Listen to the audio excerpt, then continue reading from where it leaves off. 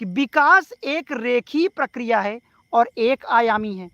दोस्तों, विकास क्या कभी रेखीय हो सकता है? ये बताओ, क्या जिंदगी में विकास कभी ऐसा हो सकता है? जिंदगी में कभी विकास, देखो, क्या जिंदगी में हमेशा खुशी हो सकती है या जिंदगी में हमेशा दुख हो सकता है? नहीं हो सकता भैया। हाँ, दुख हमेशा भले हो सकता हो, लेकिन सुख हमेशा नहीं हो सकता। ये परम सत्य बात है। इंसान के हिलने में अक्सर दुख ही मिलता है, सुख कहाँ है ज्यादा? सुख तो हमें लगता है सालों में 2-4 बार मिलता होगा, अदरवाइज इंसान दुखी हमेशा है। जिनको लगता है कि सरकारी नौकरी मिल जाएगी सारा दुख खत्म है, सर ये झूठ बात है। जिस दिन गवर्नमेंट जॉब लगेगी ना, तो तुम्हारा कंपटीशन तुम्हारे उम्र के लोगों में होगा। तुम लाख रुपए कमाओगे तो तुम्हारे बगल वाला 2 लाख कमा रहा है, तब भी टेंशन तुम्हें उतना ज़्यादा रहेगा। आज तुम 10,000 कमाते हो तो आपकी चिंता 15,000 वाले से हो रही है, तो टेंशन तब भी होगा, टेंशन आज भी है।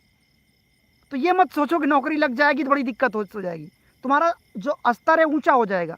स्तर ऊंचा होगा तो बड़े लोगों के संपर्क में आओगे, बड़े लोगों के संपर्क में आओगे तब भी दुखी रहोगे। कारण ये कि वो आपसे भी बड़े रहेंगे। तर्क क्या कह रहा है? सभी बच्चों में विकास की दर और क्रम बिल्कुल एक समान होता है। एकदम गलत है। अगर सारे बच्चों में विकास की दर एक जैसी होती तो दुनिया का हर व्यक्ति आज आईएएस ना होता। बताओ भाई, इसका मतलब कथन और कारण दोनों गलत है। डी वाला विकल्प इसका सही होगा। क्वेश्चन नंबर 17 करो भाई। 17 वाला क्वेश्चन, क्वेश्चन 17 आप लोग करिए साथी। एक बच्चा ये मानता है कि यदि एक चौड़े गिलास का पानी एक लंबे और पतले गिलास में डाला जाए तो पानी की मात्रा बढ़ जाती है। इसका मतलब ये कहाँ दिक्कत आ रही है? अच्छा जी, ये वही दिक्कत है। याद है आपको? ये मिट्टी का ढेर है मेरे पास, मेरी बात सुनो। और मैंने इस मिट्टी के ढेर पे क्या किया, मैंने एक सांप बना दिया ऐसे। अब मैं समझ नहीं पा रहा हूं कि मिट्टी का ढेर कहाँ चला गया। इसका मतलब ये कि मेरे अंदर संरक्षण का अभाव है। मतलब मैं अपनी सोच को केंद्रित नहीं कर पा रहा हूँ। कुछ यही बात है कि एक चौड़ा गिलास का पानी है और एक लंबे और पतले गिलास में पानी डाला गया तो पानी की मात्रा बढ़ गई। हम समझ ही नहीं पा रहे हैं कि ये हो क्या रहा है। तो दोस्तों, इसे केंद्रीय नहीं, जीववाद नहीं भैया। जीववाद का मतलब होता है कि बच्चे के द्वारा अनर्गल की बातें करना। जैसे वो खिलौने को भी जिंदा मान लेता है। वो कहता है ये मेरा हाथी है, ये आसमान में उड़ता है, ये हमसे बात करता है। तो गुरु, ये जो जीववादी सोच होता है ना, यानी बच्चे के द्वारा अनर्गल की बातें ही जीववाद है। आगे क्वेश्चन नंबर 18 साथियों, क्वेश्चन नंबर 18 करो आप लोग फटाफट से। और आप लोग भाई वीडियो को लाइक नहीं कर रहे हो, सारे लोग प्लीज लाइक कर दिया करो यार, इतना प्रेम से कहता हूं मैं, है ना। और सब्सक्राइब प्लीज आप लोग करें। निम्नलिखित में से कौन सा रचनात्मक आकलन का एक तरीका नहीं है? भैया, जब हमको यह ना पता है कि रचनात्मक आकलन होता क्या है। रचनात्मक आकलन का मतलब होता है कि जिसमें तुम पढ़ाई तो कर रहे हो, लेकिन अगर आज गलती हो गई तो कल सुधार भी कर सकते हो। जैसे अभी मैं पढ़ा रहा हूं, अगर आज गलती हुई तो कल सुधार भी कर सकते हो। ये रचनात्मक आकलन है। लेकिन जो योगात्मक, जैसे फाल के अंत में जो परीक्षा होती है, ये योगात्मक आकलन है। योगात्मक आकलन यानी जिस दिन आप लोग सीटेट का एग्जाम दोगे वो योगात्मक आकलन है, क्योंकि वो अंत में होता है, उसमें सुधार की कोई गुंजाइश नहीं। समझ गए ना। पोर्टफोलियो तो शादी का कार्ड की, शादी के उसकी तरह होता है। शादी का आप लोगों ने कभी वो देखा, क्या कहते हैं उसको यार? अरे आजकल शादी के लिए आजकल क्या बनता है, बायोडेटा की तरह है पोर्टफोलियो। 5 फीट 9 इंच और क्या क्या लिखा जाता है। एक लड़के ने लिखाया था, मैंने एक कार्ड देखा, और लड़की ने भी लिखवाया था। लड़के ने लिखवाया कि उसने लिखवाया कि भावी शिक्षक, नहीं भावी सरकारी शिक्षक।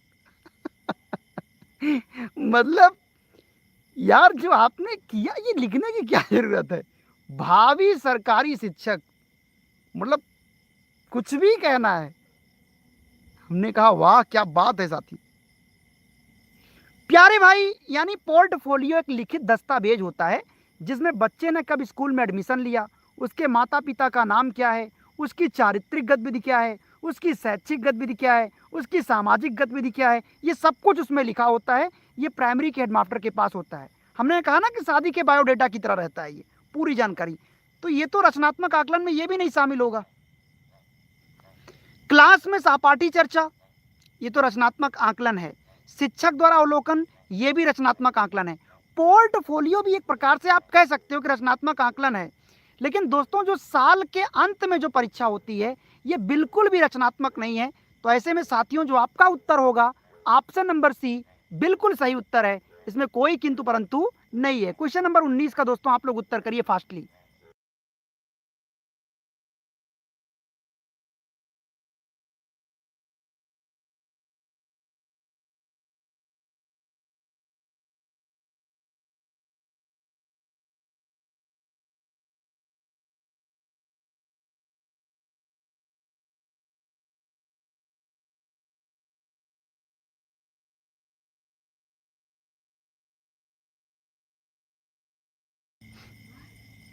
चलो साथी बताओ, एक शिक्षक अपनी क्लास में विविधता को कैसे संबोधित कर सकता है? क्लास में साथियों जो विविधता है, भाई देखो हर क्लास में विविधता होती है ना, क्योंकि दुनिया की हर क्लास अलग होती है, हर बच्चा अलग है, सबके सोचने की क्षमता अलग है, सबके काम करने का तरीका अलग है। तो इस चीज़ को एक टीचर कैसे डील करे? पहला, सभी बच्चों के लिए एक समान मानकीकृत पाठ्यक्रम। देखो एक चीज़ याद रखना, कभी भी किसी विकल्प के अंदर मानक ना लिखा हो। मानक एक निगेटिव वर्ड होता है। क्यों? जैसे मैं कह दूं, आप सिर्फ हिंदी में ही बोलेंगे, आप सिर्फ अंग्रेजी में ही बोलेंगे, आप सिर्फ संस्कृत में ही बोलेंगे, तो ये मानक शब्द है, मतलब ये निगेटिव वर्ड है।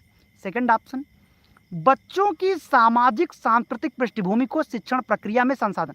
मतलब अगर मेरी क्लास में किसी भी पृष्ठभूमि का बच्चा है, अमीर है, गरीब है, ब्राह्मण है, क्षत्रिय है, कोई भी है, मैं उसको एक संसाधन मानूंगा, मैं अपने लिए एक पूंजी मानूंगा। सही बात है। अलग अलग पृष्ठभूमि के बच्चों को बांटो ना सर, बांटना नहीं है। केवल लिखा है तो गलत ऑप्शन है, ऑप्शन बी सही था। आगे क्वेश्चन नंबर 20 के लिए क्या करोगे आप लोग, बताओ साथी। क्वेश्चन नंबर 20 के लिए आप लोग क्या करना चाहते हो?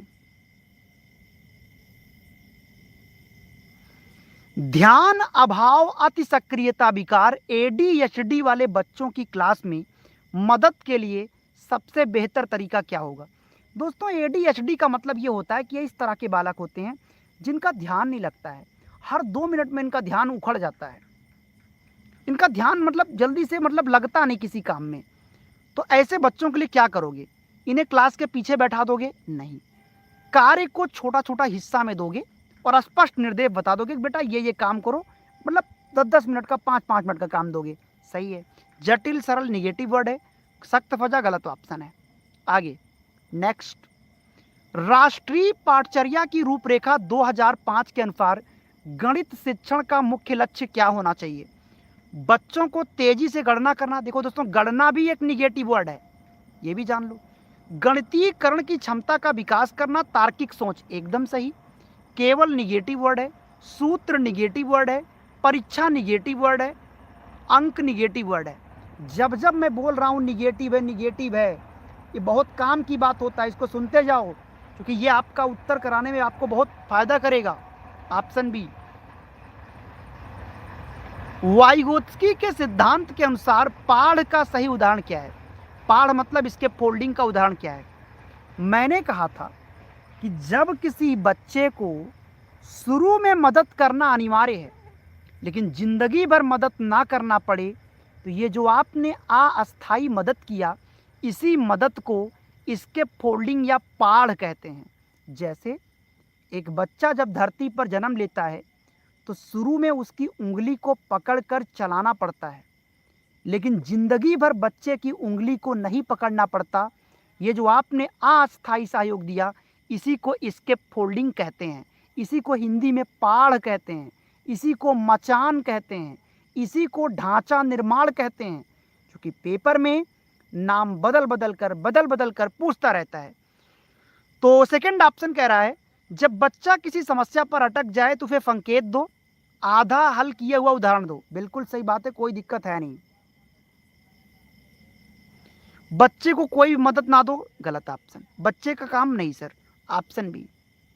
आगे, निम्नलिखित में से कौन सी स्थिति बेबसपन को दिखाता है? इंसान बेबस होता है। कई बार दोस्तों जीवन में वो दौर आता है कि इंसान बेबस हो जाता है, कहते हैं शब्दहीन हो जाता है, उसके पास कोई शब्द नहीं होता, को क्या बोले। वो बेबस है, वो परेशान है ना। तो ऐसे में साथी आपको बताना है, ऐसी स्थिति में आप क्या करोगे। प्यारे भाइयों, हम सबको पता है, तो कौन सी स्थिति ऐसी है जो लाचारी को दिखा रहा है। मैं गणित में अच्छा हूं, मैं यह सवाल हल कर सकता हूं, ये तो लाचारी नहीं है। अगर मैं थोड़ा और मेहनत करूं तुम्हारी परीक्षा, ये भी लाचारी नहीं है। मैं चाहे कितना भी कोशिश कर लूं, मैं हमेशा वेल अच्छा जी, क्योंकि मुझ में कमी, यानी ये लाचारी है। जबकि ऐसा भाव नहीं होना चाहिए। ऐसा भाव आता कब है? ऐसा भाव दोस्तों तब आता है जब आप एक ही गलती को बार बार रिपीट करते हो। जब एक ही गलती को बार बार रिपीट करोगे साथी, तो फिर ये दिक्कत तो आना ही होता है ना। तो ये लाचारी है, बेबसी है। आगे नेक्स्ट, विकास के पारिस्थितिक तंत्र के सिद्धांत के अनुसार वो तंत्र जो प्रत्यक्ष रूप से बच्चे के सबसे करीब होता है, जैसे परिवार, स्कूल, उसे क्या कहते हैं? बताओ प्रिय, आपका उत्तर क्या होगा?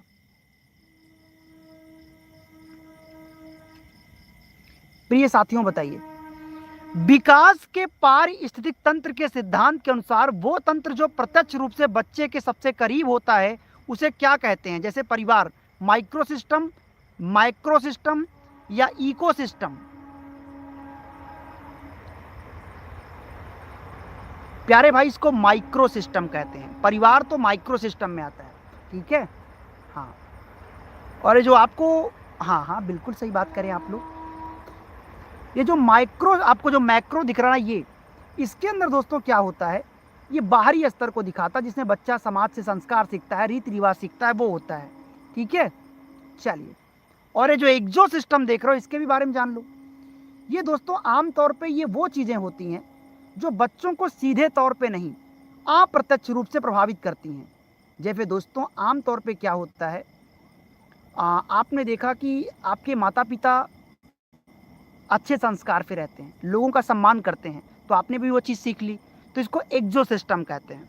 अगला क्वेश्चन, कथन और कारण पे दोस्तों आधारित है, ध्यानपूर्वक देखिएगा। कथन और कारण, ज्ञान और संवेग एक दूसरे से पूरी तरह स्वतंत्र हैं, एकदम गलत। क्योंकि हमको पता है संवेग का मतलब होता है हमारा हंसना, रोना, चिल्लाना, मुस्कुराना, और संज्ञान का मतलब होता है कोई बात कानों तक आएगी।